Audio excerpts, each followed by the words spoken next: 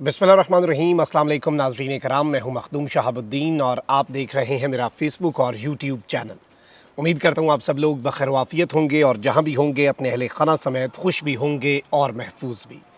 नाज़रीन कराम, ईद की छुट्टियों के बाद क्या होने वाला है, मुल्क की सियासत का मंजरनामा किस तरह से बदलने वाला है और बड़ी बड़ी शख्सियात की गिरफ्तारियाँ और माइनस इमरान के मंसूबे का आखिरी ओवर जो है, एक जानिब तो ये कहा जा सकता है कि वो शुरू हो चुका है और ईद की छुट्टियां ख़त्म होते ही आप उस सब के अंदर बहुत तेज़ी देखेंगे। लेकिन यहाँ पर मैं आपको ये बता दूं कि जस्टिस उमर अता बंदयाल का चार्ज जस्टिस काजी फ़ाइज़ ईसा के सुपुर्द, इस हवाले से लंदन से एक बहुत बड़ी ख़बर सामने आ चुकी है और इस सब के अंदर मामला क्या है, माजरा क्या है और ये पूरे का पूरा सिनेरियो किस तरह का होने वाला है, इस हवाले से इंतहाई अहम तरीन तफसीलात हैं जो आपके सामने रखनी है। अब यहाँ पर नाज़रीन कराम, अगर इस पूरी की पूरी सूरत हाल को समझा जाए और एनालाइज़ किया जाए और इस वक्त इमरान खान साहब जो हैं उनके लिए जो एक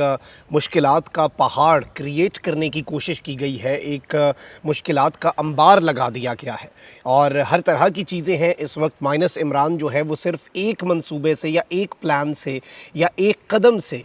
वो मुमकिन नहीं होगा। तो माइनस इमरान जो है इसकी बहुत जहतें हैं, क्योंकि it is nearly impossible to minus someone जिसे अवाम माइनस ना करना चाह रही हो और अवाम बल्कि और ज़्यादा ज़िद पकड़ चुकी हो। और जितनी कोशिशें हुई इमरान खान को माइनस करने की अभी तक टिल डेट आप ये देख लें कि अवाम ने और ज़्यादा ज़िद पकड़ी, क्योंकि किसी भी मुल्क के अंदर जो असल इस्टेब्लिशमेंट है वो उस मुल्क की अवाम हुआ करती है। मैं बार बार ये बात करता हूँ ताकि ये रिकॉर्ड पर रहे कि जो जमहूरियत है ना, उसमें जमहूर से बड़ी कोई ताकत नहीं है, जमहूर से बड़ा कोई ताकतवर हल्का नहीं होता। और इमरान खान जो है उसके पीछे ये इस्टेब्लिशमेंट है जो इस मुल्क की अवाम है और इस इस्टेब्लिशमेंट का इमरान खान लाडला भी है। और इस सब के अंदर ज़ाहिर बात है जितने इक़दाम इमरान खान के ख़िलाफ़ किए जाते हैं वो हम सब के सामने है कि वो सारे के सारे उल्टे पड़ जाते हैं और सूरत हाल जो है वो कितनी अजीब सी हो जाती है। अब यहाँ पर आप ये देखें कि बहुत कुछ एक ही वक्त पे मुल्क में चल रहा है और वहीं दूसरी जानिब आपको याद होगा कि एक तो IPP बन गई, उसके अलावा कुछ लोग जो है वो काफ लीग के अंदर उन्हें शामिल करके काफ लीग का धड़ा थोड़ा सा मजबूत किया गया।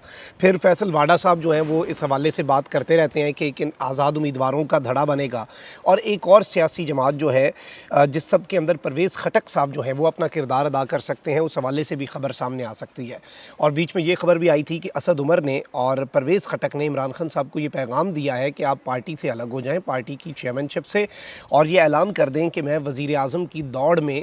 ख़ुद को इंक्लूडेड नहीं रखूँगा, यानी I will not be a candidate for the prime ministership. अगर आप ये कर देते हैं फिर तो मामलात उसी तरह से चलेंगे, लेकिन खान साहब अगर आप ये नहीं करते तो फिर हम एक और नई सियासी जमात, क्योंकि IPP जो है वो मुकम्मल तौर पे ठुस हो चुकी है। और आप देखें कि IPP के अंदर ना बहुत से लोग उसकी तकरीब में थे लेकिन उन्होंने ऑफिशियली ज्वाइन नहीं की, फवाद चौधरी हो जाए और दीगर जो पीछे पीछे रहे, मुँह छुपाते रहे और इस तरह के काम करते रहे। अब यहाँ पर एक इम्कान ये भी है कि एक ऐसी सियासी जमात का क़याम जो है वो वजूद में लाया जाए, क्योंकि IPP जो है इस्तेहकाम पाकिस्तान पार्टी का मनसूबा ठुस हो गया। तो अब एक ऐसी सियासी जमात जो है वो मंजर आम पर लाई जाए, उसे मार्ज़ वजूद में लाया जाए जो अपनी सारी की सारी तवानाइयाँ PDM के ऊपर सर्व करे और वो PTI या इमरान खान के ख़िलाफ़ कुछ ना बोले, क्योंकि ये बात ये रियलाइज़ कर चुके हैं कि अगर इमरान खान या PTI के ख़िलाफ़ कुछ बोला तो IPP वाला ही हाल होगा, लोग बहुत ज़्यादा रिजेक्ट कर देंगे। तो वो तो एक बारीक वारदात जो होती है वो भी डालने की कोशिश होगी। परवेज़ खटक साहब जो हैं उन्हें पाकिस्तान तहरीक-ए-इंसाफ ने इमरान खान साहब के हुक्म पर सेक्रेटरी जनरल उमर अयूब जो है उन्होंने एक शो काज नोटिस जारी किया था और परवेज़ खटक साहब ने पार्टी ओहदे से इस्तीफ़ा दिया और कहते मैं पार्टी का रुकन हूँ। लेकिन इसके साथ ही साथ ये PTI के खैबर पख्तूनख्वा में जो लोग हैं उन्हें फ़ोन करके तरग़ीब देते रहे, उन्हें ये बार बार बात कहते रहे कि आप पार्टी छोड़ दें, पार्टी छोड़ दें, यानी पार्टी लोगों को छुड़वाने वाले जो हैं वो बेसिकली परवेज़ खटक साहब हैं। और यहाँ पर अब मैं आपको ये बता दूँ कि साबिक़ PTI रहनुमा और जो बुज़ुर्ग सियासतदान है परवेज़ खटक साहब और PTI के रूए रवां रहे हैं, वज़ीर आला खैबर पख्तूनख्वा भी रहे, वज़ीर दिफ़ा भी रहे, इन्होंने शिकवा किया है कि मैं कोई सरकारी मुलाजिम तो नहीं कि मुझे शोकाज़ नोटिस मिले। और इन्होंने कहा कि जी मैंने हमेशा अवामी सियासत की है, हमारी सूबे की अपनी रिवायात हैं, हम सियासत के अंदर दुश्मनी नहीं करते, पाक फ़ौज एक मुनज़्ज़म इदारा है जो मुल्क की जोग्राफियाई सरहदों का मुहाफ़िज़ है, साथियों से मुशावरत के बाद बहुत जल्द लाया अमल का ऐलान करूँगा। यानी ये एक तो शोकाज़ नोटिस जो है उसका जवाब नहीं दे रहे, बल्कि इन्होंने शिकवा किया है कि भाई आप होते कौन है मुझे शोकाज़ नोटिस जारी करने वाले, मैं कोई सरकारी मुलाजिम हूँ। तो यहाँ से आप सूरत हाल को समझ जाएँ कि ये किस तरफ को जा रही है परवेज़ खटक साहब वाली बात। अच्छा, इसके साथ ही साथ एक और ख़बर भी मैं आपके सामने रख देता हूँ। इलेक्शन कमीशन जो है उसने पाकिस्तान में आम इंतखाबात 2023 जो हैं उनके लिए इंतखाबी इंतखाबी निशानात अलाट करने के लिए दरख्वास्तें जो हैं वो पार्टियों से तलब कर ली हैं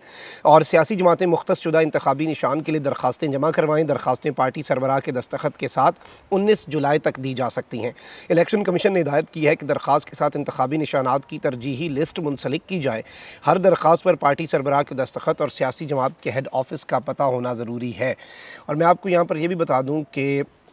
इस सारी की सारी सूरत हाल में इन्होंने ये भी कहा है कि जी फरवरी मार्च के पंजाब और KP के इंतखाबात जो हैं उनके लिए दरख्वास्त देने वाली पार्टियां जो हैं वो दोबारा दरख्वास्त भी देंगी और ये बेसिकली आम इंतखाबात की तरफ एक कदम है और अपेरेंटली माहौल बन चुका है कि आम इंतखाबात जो हैं वो वक्त पर होने हैं। मैक्सिमम ये जो इन आम इंतखाबात को खींच सकते हैं ये नवंबर में खींच सकते हैं, क्योंकि अगर हुकूमत अपनी मुद्दत खुद से पूरी करे अगस्त के अंदर तो फिर 2 महीने 60 दिन में इलेक्शन करवाने होते हैं जो कि अक्टूबर बनता है। लेकिन अगर ये हुकूमत की मुद्दत पूरी होने से 4-5 दिन पहले हुकूमत को डिज़ोल्व कर दें, असम्बली को डिज़ोल्व कर दें, फिर इनके पास 90 दिन होंगे इंतखाबात करवाने के, तो इस तरह नवंबर तक जा सकता है। मैक्सिमम नवंबर है और ज़ाहिर बात है इंटरनेशनल लेवल पर भी इन्होंने कुछ तसल्लियाँ दी हुई हैं, कुछ लेवल पे इन्होंने चीज़ें कही हुई हैं। अब यहाँ पर मैं आपको ये बता दूँ कि शहबाज शरीफ जो है उन्होंने भी ऐलान कर दिया हुआ है कि जी वाज़ेह ऐलान किया है कि मुद्दत पूरी होने पर हुकूमत जो है वो हमने छोड़ देनी है और इन्होंने कहा कि इलेक्शन का ऐलान और इसका इनेकाद करना इलेक्शन कमीशन का काम है। ये काम इलेक्शन कमीशन को आइन के मुताबिक करना है। इलेक्शन में अगर अल्लाह ने किसी और को मौका दिया तो मैं भरपूर ताउन करूँगा, अगर तुम और मैं को छोड़कर हम ना बने तो पाकिस्तान तरक्की नहीं करेगा। इन्होंने सबके अंदर ये बात भी कही है कि जी हम अपने बिल्कुल आप कह लें कि वक्त से आगे जो है हुकूमत नहीं लेके जाएंगे। अब नवाज़ शरीफ साहब जो हैं वो दुबई में क़याम कर रहे हैं। दुबई के अंदर एक पूरा मास्टर प्लान जो है वो तैयार हो रहा है और ये माइनस इमरान के हवाले से मास्टर प्लान नहीं है बल्कि ये आगे की हुकूमत जो है उसकी बंदर बाँट और वो तमाम तर मामलात जो हैं। अब यहाँ पर ये खबर भी आई कि इन्होंने मईशत के हवाले से बड़े अहम तरीन ये वहाँ पर मुलाकातें कर रहे हैं और ऐसे लग रहा है नवाज़ शरीफ साहब मईशत जो है उसे ऐसा रिवाइव करेंगे कि ऐसी आपने तारीख़ में नहीं शायद देखा हो कि इसकी मिसाल नहीं मिलती। शायद इसहाक डार की तरह की मईशत रिवाइव करना चाहते हैं। और कल मैं आपको ये भी बता दूं कि नवाज़ शरीफ ने पेट्रोलियम सेक्टर से वाबस्ता गैर मुल्की वफूद से मुलाकातें की और मुआशी निज़ाम की बेहतरी के लिए ऑयल सेक्टर जो है उसमें सरमायाकारी पर गुफ्तगू की। और ज़ाहिर बात है नवाज़ शरीफ साहब किस कैपेसिटी में कर रहे हैं, एक आउट गोइंग हुकूमत जो है उसके वो नाअहल सरबराह हैं, ताहयात नाअहल और सज़ा याफ्ता और मफरूर जो कि मुल्क जाने से भी कतराता है। तो why all these international delegations are meeting Nawaz Sharif, ये भी बहुत ज़्यादा मानी खेज़ है और इसमें भी वो सारे पैगामात हैं जो पैगामात हम डिकोड कर सकते हैं, वो सारी चीज़ें हम समझ सकते हैं। अब यहाँ पर मैं आपको ये बता दूँ कि साबिक़ वज़ीर आज़म नवाज़ शरीफ के दुबई में क़याम की मुद्दत में इजाफ़े का भी इम्कान पैदा हो चुका है और साबिक़ वज़ीर आज़म नवाज़ शरीफ अभी मुतअद्दिद अहम मुलाकातें शेड्यूल उनका हिस्सा है। मुलाकातों में पाकिस्तान के मुआशी निज़ाम के ऊपर इन्होंने वहाँ पर काम करना है और इन्होंने अपना दुबई में जो क़याम है मज़ीद 1 हफ़्ता बढ़ा दिया है। और सिफारती ज़राए के मुताबिक बेसिकली दोस्त ममालिक और सरमायाकार पाकिस्तान में सियासी इस्तेहकाम के ख्वाहिशमंद हैं। अब ये सियासी इस्तेहकाम क्या माइनस इमरान करके लाया जा सकता है, ये एक बड़ा अहम सवाल है और ये सवाल अपनी जगह पर एग्जिस्ट करता रहेगा। अब अगर सूरत हाल को देखा जाए तो मैं आपको ये बता सकता हूँ कि एक जानिब तो हुकूमत जो है वो इस वक्त अभी तक की सूरत हाल के मुताबिक इस बात के ऊपर पुरज़म है कि उन्होंने अपनी मुद्दत पूरी करनी है और ज़ाहिर बात इंटरनेशनल कम्युनिटी को भी बहुत सी एश्योरेंसेस दी होंगी कि एक नई हुकूमत आएगी। IMF का मुआहदा जो है वो भी इन्हीं शराइत के ऊपर हुआ है कि जी आइन के मुताबिक चीज़ें चलेंगी और आपने कॉन्स्टिट्यूशनली मामलात को लेकर चलना है और इंतखाबात आगे नहीं होने चाहिए। ऑल्दो ऐसी कोई आप कह लें कि इंटरनेशनल कम्युनिटी को तसल्ली नहीं दी गई या ऐसी कोई एश्योरेंस नहीं दी गई कि माइनस इमरान नहीं किया जाएगा या फिर जो कुछ मुल्क के अंदर हो रहा है और जिस तरह से धड़ल्ले से हो रहा है उसे कोई ब्रेक लगेगी। लेकिन इंतखाबात की तारीख के हवाले से ये चीज़ बड़ी वाज़ेह है। अब अगर इंतखाबात जो है वो वक्त पर होने हैं तो फिर एक चीज़ और होनी है, वो ये है कि माइनस इमरान जो है उसे स्पीडें लगनी है और माइनस इमरान जो है उसे आप अंदाज़ा भी नहीं कर सकते कि कितनी तेज़ी के साथ इस प्रोजेक्ट के ऊपर, इस मंसूबे के ऊपर अब अमल दरामद शुरू होना है और इमरान खान को माइनस करने के लिए हर मुमकिन हद तक जाया जाएगा। अब जब जल्दबाजी का काम होता है उसमें फिर फ्रस्ट्रेशन होती है, उसमें काम अचीव नहीं हो पा रहा होता। अब अगर यही प्रोजेक्ट माइनस इमरान जो है, क्योंकि इतना आसान नहीं है ना माइनस करना, अवाम जिसके साथ है वो माइनस तो इतनी आसानी से हो नहीं सकता और ये दीवाने का ख्वाब भी साबित हो सकता है। माइनस उल्टा गले भी पड़ सकता है। माइनस अभी तक करने की सारी कोशिशें अवाम की अदालत में कम अज़ कम रिजेक्ट हुई हैं। बाकी आप बंदे छुड़वा लें जिस तरह से मर्ज़ी, और इवन बंदे जो छुड़वाए गए हैं, नॉर्मली ये होता है कि बंदे छोड़ें तो एक नैरेटिव बनता है, एक बयानिया बनता है कि नहीं जी इस आदमी के नैरेटिव से लोग खुश नहीं हैं और ये आदमी जो है ये इसे लोग छोड़ रहे हैं। लेकिन जिसने पार्टी छोड़ी उसके साथ जो जुल्म हुआ, उसके साथ जो फैमिली, कारोबार और दीगर चीज़ों को नुकसान पहुँचाया गया, उसने इमरान खान के मौक़िफ़ को मज़ीद मजबूत कर दिया। जो पार्टी छोड़ रहा था वो अपनी मजबूरियों का जिक्र कर रहा था। और जब कोई मजबूरियों का जिक्र करता है तो लोग समझ जाते हैं कि ये दिल से तो नहीं पार्टी छोड़ रहा, ये तो मजबूर है। और इसी चीज़ ने बेसिकली सारा काम ख़राब किया। मतलब वो जो इमरान खान के ख़िलाफ़ इक़दाम करवा रहे थे, इमरान खान के ख़िलाफ़ चीज़ें करवा रहे थे, वो सारी की सारी चीज़ें उल्टी इनके अपने गले पड़ी। अब ईद के बाद एक तो बड़ी बड़ी गिरफ़्तारियाँ जो हैं वो मुतवक्के हैं, और जो लोग अभी भी डटे हुए हैं इमरान खान साहब के साथ, और जो लोग अभी भी इमरान खान साहब के साथ आप कह लें कि इस तरह से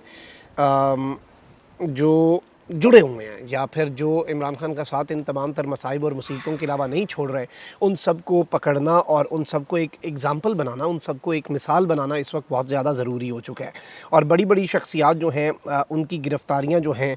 वो मुतवक्के हैं। और ईद की छुट्टियों के बाद अब चूँकि अगर इंतख़ाबात वक्त पे होने हैं तो फिर बहुत तेज़ी से माइनस इमरान जो है, आप कह सकते हैं कि माइनस इमरान मनसूबे का आखिरी ओवर जो है वो बाज़ाब्ता तौर पर शुरू हो चुका है। और माइनस इमरान जो है उसे अब ब्रेक नहीं लगेगी, बल्कि उसे अब स्पीडिंग लगेंगी, और अब ये गियर जो है अगले से अगले गियर में जाएंगे, और ये 5वें गियर में ही अब ये माइनस इमरान वाली गाड़ी चलाने की कोशिश करेंगे। और ज़ाहिर बात है एक प्लान यहाँ पे बनता है, एक प्लान अल्लाह की ज़ात बनाती है। लेट्स सी के मामलात क्या होते हैं, अल्लाह ताला के यहाँ क्या प्लान है। बस यही दुआ है कि पाकिस्तान के लिए जो बेहतर है वो प्लान जो है वो मंतकी अंजाम तक पहुँचे, और जो पाकिस्तान के हक़ में बेहतर है वही हो। और यहाँ पे धूप छाँव का मौसम है, कभी धूप हो जाती है, कभी यहाँ पे हवाएँ चल पड़ती हैं, वही जो पाकिस्तान की सियासत है कि कभी धूप कभी छाँव। लेकिन चलें, इस वक्त सूरत हाल में आपको ये भी बता दूं कि chief justice of Pakistan justice Umar Ata Bandial जो हैं उनके जस्टिस काजी फ़ाइज़ ईसा के साथ मसाइल आपके सामने है। लेटेस्ट जो मिलिट्री कोर्ट्स वाला बेंच है उसे जस्टिस काजी फ़ाइज़ ईसा ने गैर कानूनी करार दे दिया, और उस बेंच के हवाले से जस्टिस काजी फ़ाइज़ ईसा साहब जो हैं उन्होंने कुछ चीज़ें वाज़ेह की, और ऑब्वियसली ये क्लियर डिवाइड है, और बहुत ज़्यादा आप कह लें कि मामलात जो हैं वो अच्छे खासे हीटअप हुए हैं मामलात सारी पार्टीज़ के दरमियान। तो अब चीफ़ जस्टिस जो है उनके बारे में ये चीज़ सामने आई है कि उन्होंने अपने पूरे टेन्योर के अंदर इसी वजह से बैरून मुल्क का कोई दौरा नहीं किया, यानी इंटरनेशनल उन्होंने कोई टूर नहीं लगाया, क्योंकि जैसे ही चीफ़ जस्टिस मुल्क से बाहर जाता है तो जस्टिस काजी फ़ाइज़ ईसा एक्टिंग चीफ़ जस्टिस कायम मकाम चीफ़ जस्टिस बन जाता है पीछे से। और ज़ाहिर बात है जस्टिस काजी फ़ाइज़ ईसा नामज़द चीफ़ जस्टिस तो अब बने, उससे पहले भी वो चीफ़ जस्टिस के बहुत से इख्तियारात इससे पहले बड़ी मरतबा इस्तेमाल कर चुके हैं, चाहे गवर्नमेंट को डायरेक्ट वो रजिस्ट्रार को हटाने का लेटर हो या इस तरह की चीज़ें। तो ज़ाहिर बात है ये कंसर्न्स होंगे जस्टिस उमरता बंदयाल के ज़हन में कि जी इस तरह की चीज़ें हो सकती हैं, या फिर मेरे लिए मसाइल जो हैं वो बन सकते हैं। अब यहाँ पे ख़बर ये है कि चीफ़ जस्टिस जो हैं वो SOAS जो है यूनिवर्सिटी ऑफ लंदन, वहाँ पे एक लेक्चर के लिए जा रहे हैं, उन्हें वहाँ पे एक टॉक की दावत दी गई है। और